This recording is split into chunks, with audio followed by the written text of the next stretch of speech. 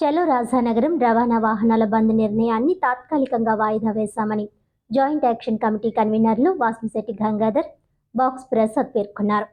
రవాణా వాహనాల ఫిట్నెస్ను బ్రేక్ రవాణా శాఖ అధికారుల నుండి ప్రైవేట్ సంస్థలకి కూటమి ప్రభుత్వం అప్పగించడాన్ని నిరసిస్తూ జూలై 1న చేపట్టిన చలో రాజానగరం కార్యక్రమంలో స్వల్ప మార్పులు చోటు చేసుకున్నాయని జాయింట్ యాక్షన్ కమిటీ కన్వీనర్లు వాసంశెట్టి గంగాధర్, బాక్స్ ప్రసాద్ వెల్లడించారు. విలేకరుల సమావేశంలో వారు మాట్లాడారు. జూలై 1న ముఖ్యమంత్రి చంద్రబాబు నాయుడు పర్యటన ఉన్న నేపథ్యంలో పోలీసుల సూచనల మేరకు ఈ కార్యక్రమంలో మార్పులు జరిగాయని వారు వివరించారు. మంగళవారం చేపట్టిన రవాణా వాహనాలు బంద్ నిర్ణయాన్ని తాత్కాలికంగా వాయిదా వేశామని తెలిపారు.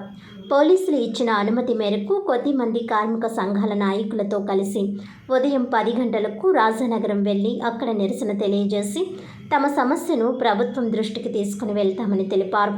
ఈ మార్పులను లారీ, వ్యాన్, ఆటో, టాక్సీ యూనియన్ల ఓనర్ కమ్ డ్రైవర్లు గమనించాలని కోరారు. అఖిలపక్ష సమావేశంలో పలు పార్టీల నాయకులు, కార్మిక, రవాణా సంఘాల నాయకులు హాజరై తమకు సంఘీభావం తెలపడం పట్ల కృతజ్ఞతలు తెలిపారు. ఇటువంటి కార్యక్రమం కూడా సరైనటువంటి విధానం కాదు. కాబట్టి మనం ఏదైతే బంద్ పిలిపించామో ఆ బంద్ని తాత్కాలికంగా వాయిదా వేసుకోవడం జరుగుతుంది. అలాగే మరి చలో రాజానగరం కార్యక్రమంలో ఆ చలో రాజానగరంలో మాకు పోలీసులు వారు ఇచ్చినటువంటి సూచనల మేరకు వారి సూచనలు గౌరవించి మేము ఒక నిర్ణయం తీసుకుని వారు ఇచ్చినటువంటి మరి ఏదైతే పరిమిత సంఖ్య ఉందో ఆ సంఖ్య ప్రకారం మేము అక్కడికి వెళ్ళి మా నిరసన వ్యక్తం చేసుకుని రావడానికి మరి జేఏసీ అందరం కలిసి తీసుకున్నటువంటి నిర్ణయం. దయచేసి రవాణా వాహనదారులందరూ కూడా ఈ విషయాన్ని గమనించి మీరు ఎవరు కూడా దయచేసి ఇక్కడ రావద్దు. ఎవరైతే వస్తున్నారో వాళ్ళ పేర్లు, వారి వాహనాలు నెంబర్లు కూడా మాకు తెలియజేయాలని కూడా చెప్పడం జరిగింది. ఎక్కడ పరోక్షంగా ఇంకొక రకమైనటువంటి వాతావరణం అక్కడ నెలకొల్పకూడదు అనేటువంటి వాతావరణం. అందుకోసమే ఈ సూచనలు మేము పాటించి మేము కానీ, బాక్స్ ప్రసాద్ గారు కానీ, అలాగే కృష్ణ గారు కానీ, నాగేశ్వరరావు కానీ ఇలా అందరం కూడా కలిసి తీసుకున్నటువంటి నిర్ణయం. దయచేసి ఈ సూచనల్ని పాటించి రావాల్సిందిగా మరి రేపు ఉదయం 10 గంటలకే మనం రాజానగరంలో ఉన్నటువంటి ఏటీ సెంటర్ దగ్గరికి వెళ్ళి మన నిరసన వ్యక్తం చేస్తూ వస్తాం.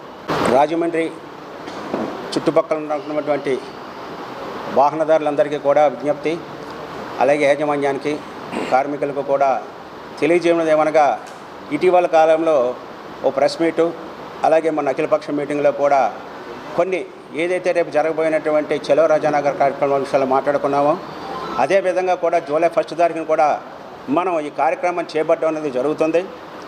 మరి నిన్న జాయింట్ యాక్షన్ కమిటీలో కూడా పెద్దలు కూడా జాయింట్ యాక్షన్ అఖిల పక్షాల్లో ఉన్నటువంటి పెద్దలందరూ కూడా చాలా చక్కని ఒక స్పందన ఇచ్చారు.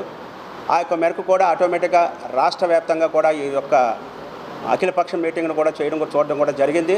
దాన్ని బట్టి కూడా ఈ పాటికే మాకు ఒక మంచి న్యూస్ వస్తుందని కూడా మేము ఈరోజు దాకా ఆశపడుతూనే ఉన్నాం.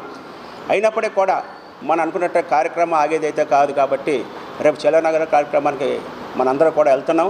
దీంట్లో ముఖ్యంగా ఏదైతే మమ్మల్నిగా పోలీస్ శాఖ వారు మమ్మల్ని కేకేసి 2 విషయాలు చెప్పారు. ఒకటి ఏంటంటే రేపు జిల్లా పర్యటనకి రాష్ట్ర ముఖ్యమంత్రి వర్యులు నారా చంద్రబాబు నాయుడు గారు ఇలాగ కొవ్వూరు దాన్ని అనుసరించుకొని మలకపల్లి కూడా రావడం కూడా జరుగుతుంది. దీన్ని బట్టి కూడా మాకున్నటువంటి బందోబస్తు కూడా చాలా ఎక్కువగా మాకు కావాల్సి వస్తుంది. కాబట్టి మీరు ఎంతమంది అనుకుంటున్నారన్న దాని మీద కూడా మనకి స్పందన రావడం జరిగింది.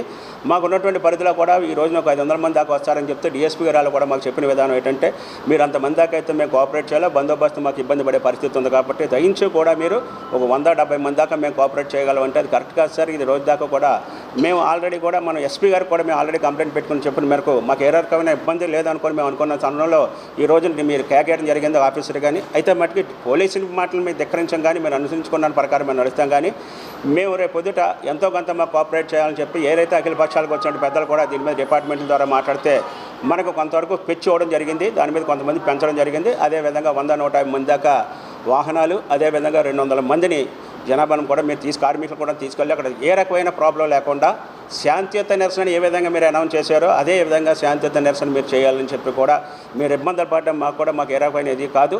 మీరు దయించి కూడా కేసుల పాలు అవ్వద్దని చెప్పి కూడా మాకు మంచి సూచనలు ఇచ్చినటువంటి డిపార్ట్మెంట్లు కూడా మేము ఈ రోజున అభినందిస్తున్నాం.